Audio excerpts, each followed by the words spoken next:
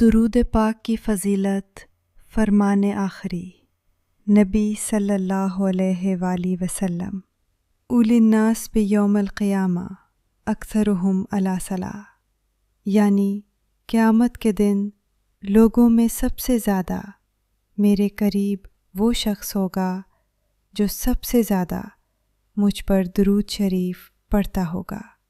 مفتی احمد یار خان رحمۃ اللہ علیہ فرماتے ہیں، قیامت میں سب سے آرام میں وہ ہوگا جو حضور صلی اللہ علیہ وآلہ وسلم کے ساتھ رہے، اور حضور کی ہمراہی نصیب ہونے کا ذریعہ درود شریف کی کثرت ہے۔ اس سے معلوم ہوا کہ درود شریف بہترین نیکی ہے کہ تمام نیکیوں سے جنت ملتی ہے، اور اس سے بزم جنت کے دولہا صلی اللہ علیہ وآلہ وسلم ملتے ہیں۔ حشر میں کیا کیا مزے، وارفتگی کے لوں رضا ٹوٹ جاؤں پاکے، وہ دامان عالی ہاتھ میں، صلو علی الحبیب صلی اللہ علی محمد۔ عجیب آزمائش۔ حضرت سیدنا ابو ہریرہ رضی اللہ عنہ سے روایت ہے کہ نبی کریم صلی اللہ علیہ وآلہ وسلم نے ارشاد فرمایا، اللہ پاک نے بنی اسرائیل کے 3 آدمیوں کو آزمایا، ان میں سے ایک کوڑی تھا جسے جزامی بھی کہتے ہیں، دوسرا گنجا اور تیسرا اندھا۔ چنانچہ اللہ پاک نے ایک فرشتہ انسانی شکل میں ان تینوں کے پاس بھیجا۔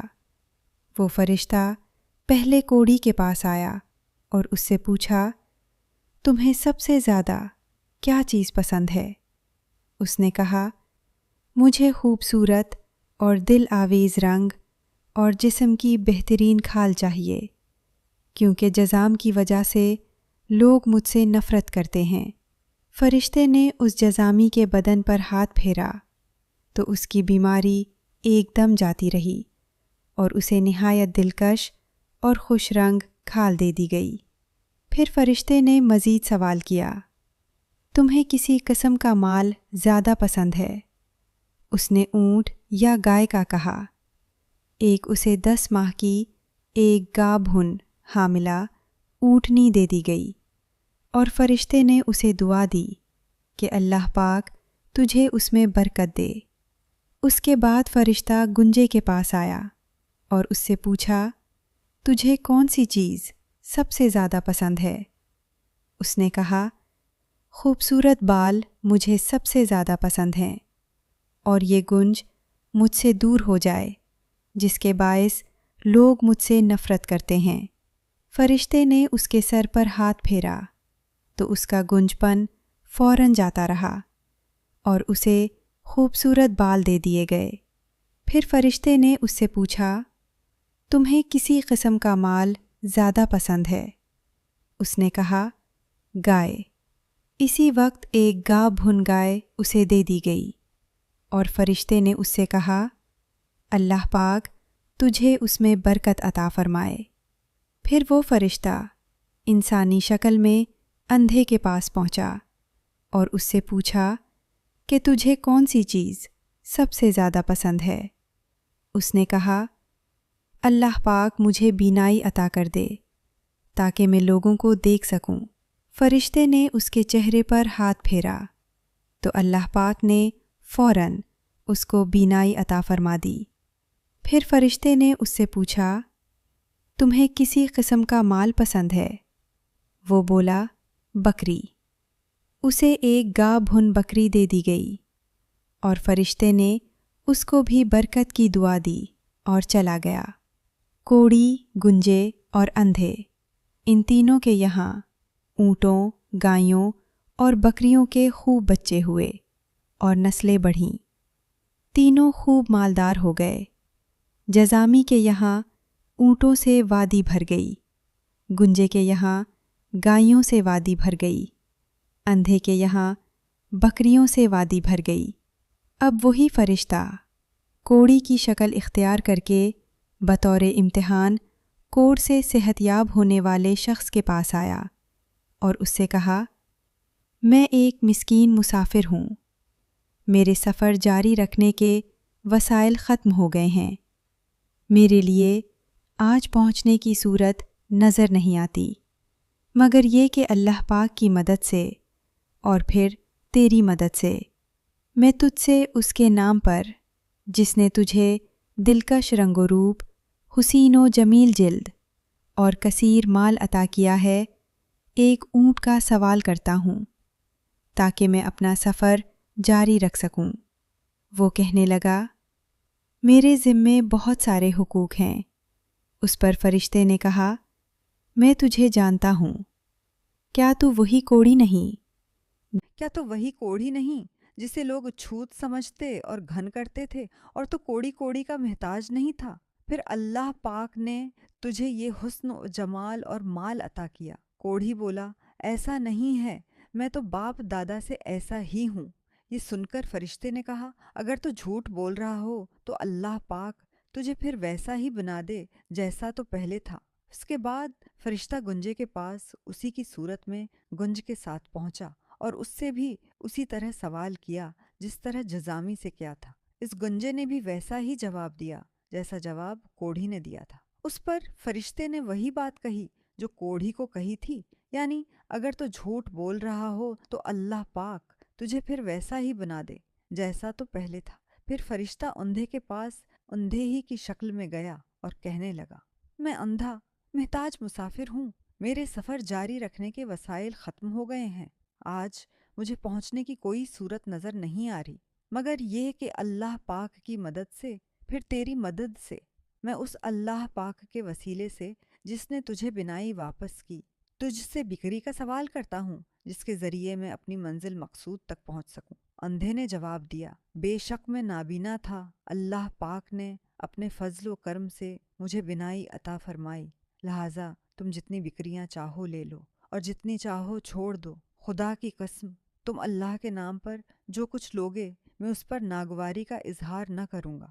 فرشتے نے کہا، تو اپنا مال اپنے قبضے میں رکھ، بات یہ ہے کہ اللہ پاک کی طرف سے تم تینوں کا امتحان لیا گیا تھا، اللہ پاک تجھ سے خوش اور تیرے دونوں ساتھیوں کوڑھی اور گنجے سے ناراض ہو گیا۔ حدیث مبارکہ سے پتہ چلا کہ احسان فراموشی اور ناشکری بہت بڑا جرم ہے، اور جو احسان فراموشی اور ناشکری کرتا ہے وہ دنیا میں بھی ذلیل و خوار ہوتا ہے اور محشر میں بھی ذلت و رسوائی اس کا مقدر بنتی ہے۔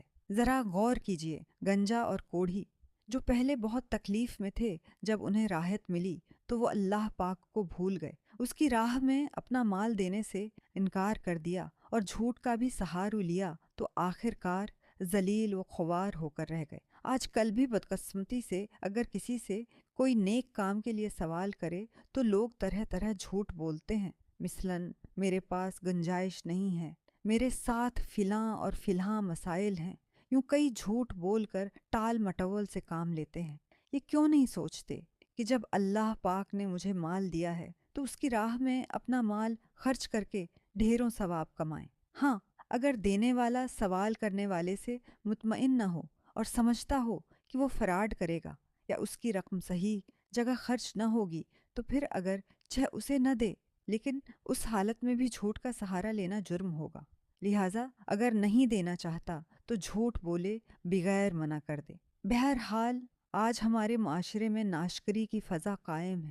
ناشکری عام کیوں نہ ہو کہ جب شیطان لعین کو بارگاہ الہی سے دھتکارا گیا تو اس نے اللہ پاک کی بارگاہ میں عرض کیا تھا، میں تیرے بندوں کو آگے پیچھے اور دائیں بائیں سے بہکاؤں گا اور تو ان میں سے اکثر کو شکر گزار نہ پائے گا، جیسا کہ اللہ پاک قرآن کریم میں شیطان کے اس قول کی خبر دیتے ہوئے ارشاد فرماتا ہے، ثم لآتینہم من بین ایدیہم ومن خلفہم وعن ایمانہم وعن شمائلہم ولا تجد اکثرہم شاکرین۔